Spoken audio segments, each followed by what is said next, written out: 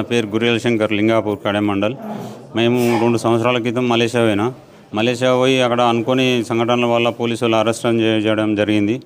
6 నెలలు జైలు ఉన్నాం. మేము అక్కడ ఇరుక్కుపోయినాక మా ఫ్యామిలీకి చెప్పినాం, గిట్ల పరిస్థితి ఇట్లా అయిపోయిందని చెప్పి మా పక్కోళ్ళు వీళ్ళకి చెప్తే మా భార్య పిల్లలు చాలామంది దగ్గరికి తిరిగినారు, చాలామందిని చేసారు ఇప్పుడున్న ప్రజెంట్ లీడర్ల దగ్గరికి. కానీ ఏ ఒక్క లీడర్ స్పందించలేడు, మాట్లాడలేడు, ఏది మాత్రం వెళ్ళిపోయలేడు.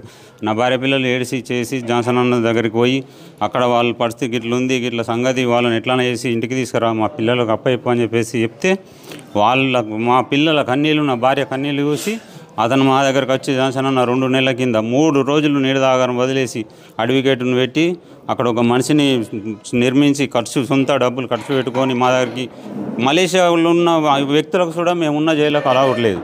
అక్కడ ఉన్న జైలు అంత కఠినమైన జైలు. అలాంటి జైళ్లకు జాన్సన్ అన్న లోపలికి వచ్చి మా దగ్గర అర్ధగంట కూర్చుండి మా బాధలు మొత్తం మేము చెప్పినాయని విని చేసి, మీరు టెన్షన్ పడకూరి, నేనున్నా మీకోసం, ఎంత డబ్బు ఖర్చు అయినా కానీ మిమ్మల్ని తీసుకుపోయి మీ పిల్లలకు మీ భార్యకు అప్పచెప్పే బాధ్యత నాది, మీరు టెన్షన్ పడకూరి, కొద్దిగా తినుకుంటా మీరు మంచిగా ఉండూరి, మరీ దారుణమైనరు, ఎట్టి పరిస్థితుల్లో మిమ్మల్ని తీసుకుపోతా అని మాట ఇచ్చిండు. 4 రోజులు వెనకన్నా ముందు తీసుకుపోతా, టెన్షన్ పడకూరు అని చెప్పిండు.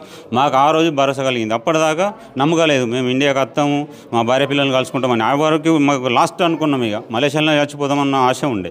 ఆఖరికి అయితే ఇక మనకి ఎప్పుడైతే వచ్చి జాన్సన్ అన్న కలిసిండో ఆ రోజు మాకు కొద్దిగా విశ్వాసం, నమ్మకం అనేది కలిగింది. ఎట్టి పరిస్థితులు వచ్చి మేము పిల్లలు కలుసుకుంటాము, అన్న మమ్మల్ని తీసుకుపోతాడనే నమ్మకంతో బుక్కడి తినుకుంటూ అట్లా ఇట్లా ఉన్నాం.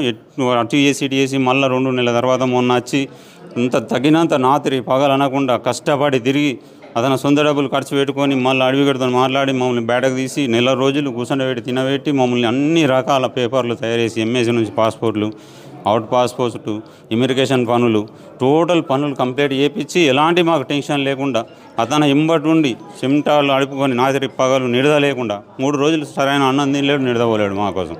ప్రతి ఆఫీసుల చుట్టూ తిరిగి వాళ్ళ ముగ్గురిని చుట్టూ తీయాలని మస్తు ప్రయత్నించాడు. ఇక్కడ ఈ దగ్గర మలేషియా ఒక 20 లక్షల దాకా ఖర్చు అయింది టోటల్ ఇప్పటి వరకు. ఇంకా 5 లక్షలు ఖర్చు అయితే వాళ్ళు ఇండియాకి వస్తారు, ఇంకా ముగ్గురు. ఇప్పుడు 20 లక్షలు ఖర్చు అయింది, ఓన్లీ ముగ్గురం వచ్చినాం.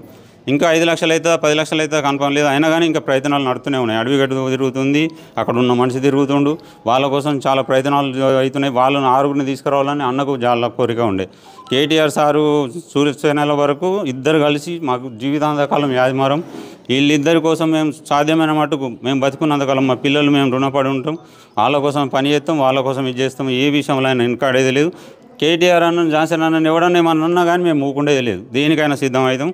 మాకు ఇప్పటి వరకు జీవితాంతకాలం మా మీద ఆశ లేకుండే మేము ఇంటికి వస్తామని.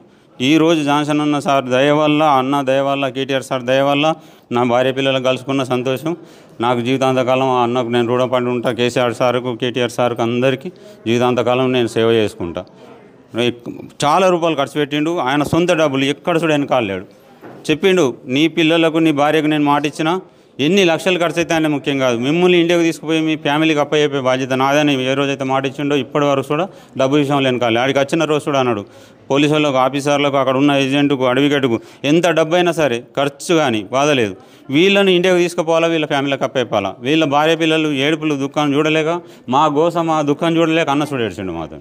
ఆ రోజు అక్కడ జైల్లో కూడా అన్న కూడా పోలీసు వాళ్ళు షాక్ అయ్యారు, జైలర్లు కూడా షాక్ అయ్యారు. అన్న ఏడుపు చూడలేక అన్న కళ్ళలోకి వెళ్ళి నీళ్ళు వచ్చినాయి.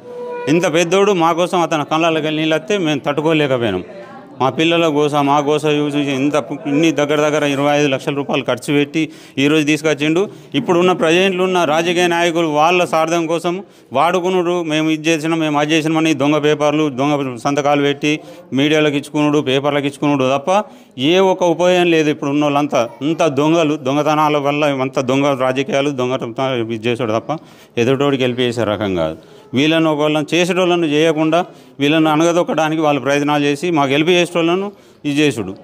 మధ్యలో అన్న కొద్దిగా స్లో అవ్వడానికి కారణం కూడా వీళ్ళు దొంగతనాల పేపర్లకు ఇచ్చుకొని అన్నను స్లో చేశారు. లేకపోతే ఇంకా 2 నెలల ముందే మమ్మల్ని అన్న